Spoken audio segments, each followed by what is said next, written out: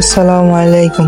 আশা করি সবাই ভালো আছেন। যেসব মেয়েরা স্বাভাবিক আমার সাথে চলাফেরা করেন কিংবা আমার সাথে কথা বলেন অথবা আমার আত্মীয় স্বজন কিংবা আমার প্রিয় মানুষ, তাদেরকে আমি অনলাইনে ছবি ছাড়তে দিই না কিংবা ভিডিও ছাড়তে নিষেধ করি বা ছাড়তেই দিই না।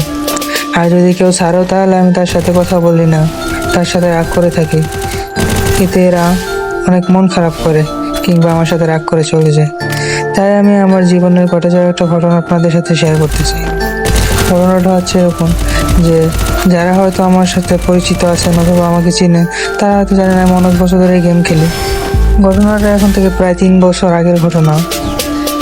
আমি গেম খেলার সময় একটা ছেলের সাথে পরিচয় হয়। ছেলেটার নাম রিফাত। রিফাত অনেক ভালোই একটা ছেলে ছিল।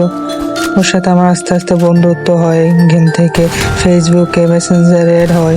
আমরা এভাবে গেম খেলার সময় রিফাত বলে একদিন যে বন্ধু একটা ডুও পার্টনার লাগে, একটা ডুও পার্টনার হলে ভালো হয়, গেম খেলে বেশি মজা পাইতাম। তারপর রিফাত বলে একটা রিলেশন করলে ভালো হতো। সর্বশেষ আমরা সোশ্যাল মিডিয়া যাই, সোশ্যাল মিডিয়ায় গিয়ে একটা মেয়ে পটায় রিফাত। তারপর মেয়েটাকে পটানোর পর আমরা গ্রুপে নিয়ে আসি। মেয়েটার নাম হয় রিয়া। রিয়ার সাথে রিফাতের রিলেশন হয়, গেম খেলি, কথা বলি, এমনি মেসেঞ্জারে তিনজনে একটা গ্রুপও খুলি।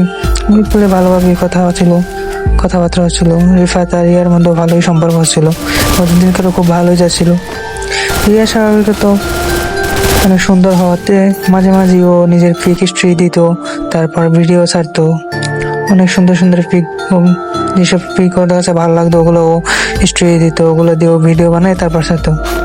রিয়া স্বাভাবিকত আমাকে কখনো ইনবক্সে মেসেজ দিত না, ও গ্রুপে মেসেজ দিত বা কিংবা কল দিত।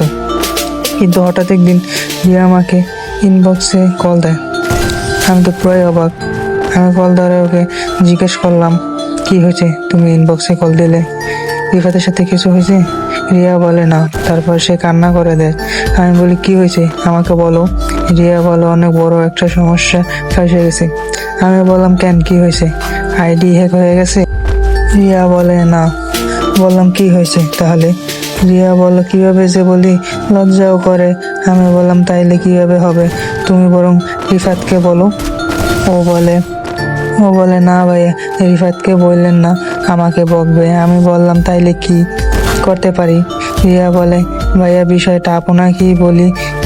তখন আমি বললাম, আচ্ছা ঠিক আছে বলো তাইলে।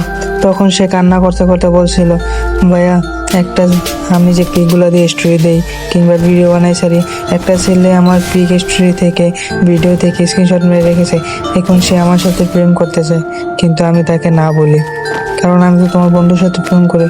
তখন সেই ছেলেটা আমাকে অনেক ভয় দেখায়, অনেক স্ক্রিনশট দেয়, ওই স্ক্রিনশটগুলো দেয়। ও ওই স্ক্রিনশটগুলো এডিট করে ড্রেস সরাই ফেলছে শরীর থেকে। এইসব বাজে অনেক পিকগুলো আমাকে দিচ্ছিল, অনেক বাজে বাজে পিক আমাকে দিতেছে। খুব বাজে লাগতেছে আমার কাছে। আমি যদি প্রেম না করি সে এগুলো সোশ্যাল মিডিয়া আপলোড করবে বলে দিয়েছে। আমি তারপর জিদ ধরলাম। সে বলল, আমি টাকা খরচ করে এগুলো টিকটকে বুস্ট করে দিব, ভিডিও ভাইরাল করে দিব, যাতে এগুলো ভাইরাল হয় এবং তোর সব শেষ হয়ে যায়। আমি একদম চুপ থেকে রিয়ার কথাগুলো শুনতেছিলাম। মেয়েটা খুব কান্না করতেছিল। রিয়া কান্না করতে করতে তখন বলতেছিল, আমি একদম শেষ হয়ে গেছি ভাইয়া, আমার সব কিছু শেষ হয়ে গেছে। এসব পিক যদি অনলাইনে থাকে আমি শেষ হয়ে যাব। আমি আর রাস্তায় আনতে পারবো না, কোথাও মুখও দেখাতে পারবো না, এমনকি ফ্যামিলির সামনেও যেতে পারবো না। আমি এখন মরা ছাড়া কোনো উপায় নেই। তারপর সে কান্না করতে করতে কলটা কেটে দিল। তারপর আমি বসে বসে বিষয়টা ভাবতেছিলাম।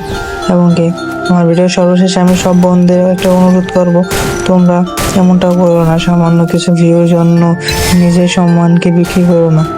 ঠিক এমনভাবে অনেক মেয়ের জীবনে নষ্ট হয়ে যায়, যারা অনেক সুইসাইডও করে। আমরা বোনেরা অন্তত একটু বোঝার চেষ্টা করো। ছেলেরা তোমাদের সব পিক দেখে খারাপ মন্তব্য করে, ছাড়া কোনো ভালো কথা বলে না।